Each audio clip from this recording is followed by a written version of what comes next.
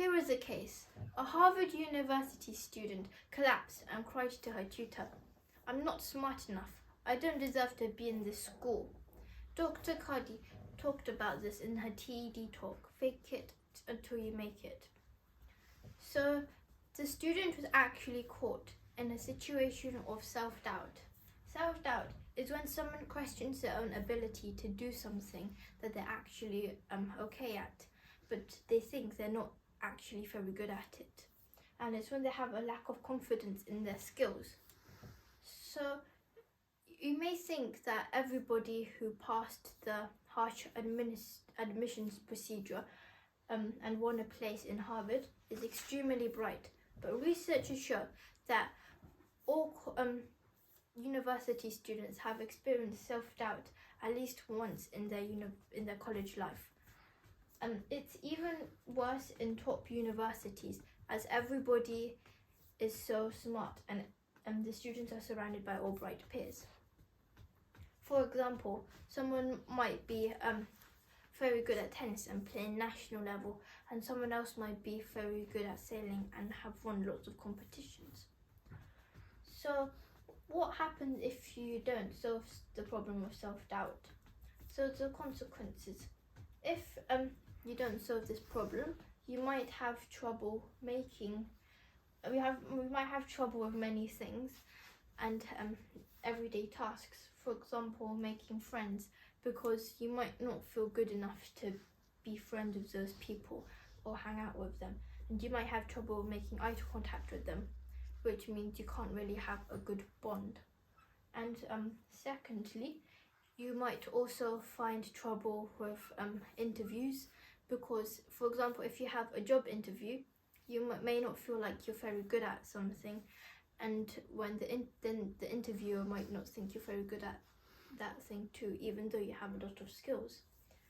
But lastly, you will also have trouble living life to the fullest, as you might not think you're very good at many different stuff, so you might just not try anymore. For example, if you are the number 2 at tennis in your school, but there's also a number 1, you might always focus that there's someone better than you, and you might not think about the fact that you've already beaten so much people and you're already one of the top players. And then you might think that in the school maybe you're number 2, but then in the country maybe there's so much people better than you, and in the world there's like tens of thousands of people better. And so solution, how do you solve the problem? Dr. Cuddy told us about the idea of fake it till you make it. So what is it? Fake it till you make it is a phrase or an expression when someone pretends to have the confidence or skill needed to achieve something, but they don't actually have it. So why does it work? It works because if you're very miserable but you force yourself to smile, eventually you'll become happier if you fake smile. And normally, if you feel powerful, you would act powerful. But it also works the other way around. If you don't actually feel powerful, but you first act powerful, then eventually you will feel powerful as well.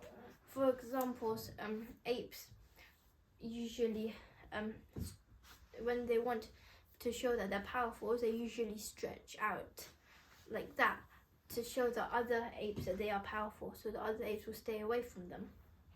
So practical measurements. You may feel like this, you might agree with everything I've said so far, but you might be a bit unsure on where to start. So here are some practical measurements. So firstly, growth mind. So don't compare yourself to other people. So you just need to be better than you were yesterday, and you need to focus on your own personal growth, not other people. So secondly, past achievements. So remember your past achievements. For example, if you're number 2 in the tennis thing, then you have to remember that you've already won so much competitions, and you need to remember when you first started and you couldn't even hit the ball. So lastly, be with the right people. So be with the people who support you and not the people who don't support you. So if you have a friend who doesn't support you, then you might try to tell them to be more encouraging.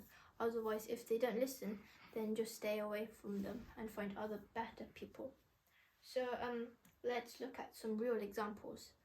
When I had a piano competition, I was really scared because I was very nervous that I wouldn't do well. So I went to the bathroom and I stretched like this for 2 minutes, because if you stretch like that, you'll be more confident, and confident people usually take up the most amount of space as possible, and people who are shy usually do that. So they usually try to make themselves as small as possible. So in the competition, I was playing a piece called Impromptu in G flat major by Schubert, and I was really nervous, and I wasn't very good at 2 bars. And I first wanted to skip it, but then I realized that it's okay if I make mistakes. So eventually I just went and I participated. I didn't win, but I was still proud of myself for competing in it, because I was proud of myself for having the confidence.